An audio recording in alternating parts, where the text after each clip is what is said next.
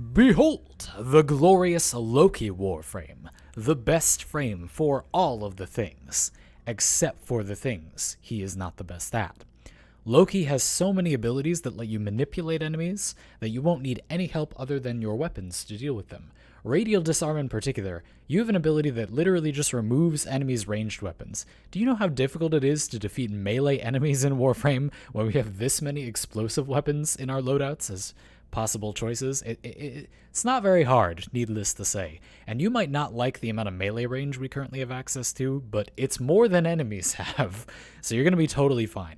On top of this, Loki has arguably the best form of survivability, literally invisibility. They named the ability invisibility, which, while it's a bit embarrassing, is very on the nose and is exactly what you get. You don't need to devote any mods to survivability because you'll just be invisible and nobody will ever attack you. You won't get killed by explosive weapons either because you'll have disarmed them. Glorious.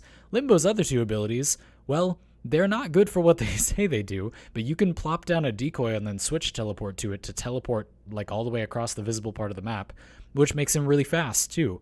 You can even use switch teleport's augment that makes targets invulnerable to swap with a rescue target or a defense target to make Loki really good at that as well.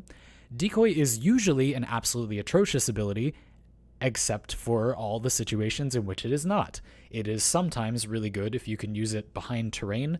Enemies will get obsessed with trying to attack it and just wig out. That's completely unreliable, but what else are you going to do with your free time? You're literally invisible and enemies have no weapons. What else would you rather do? Now you might be thinking, well, Loki doesn't have any damage increasing abilities. Wrong. Bad viewer trying to speculate on what else I'm going to say, even though I invited you to.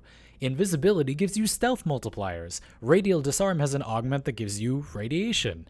These things can increase your damage. So really Loki wants for nothing, and as a frame that has been in the game for a really long time, his kit has aged fairly well. You can still be very tricky and gain a lot of advantages for very, very little cost.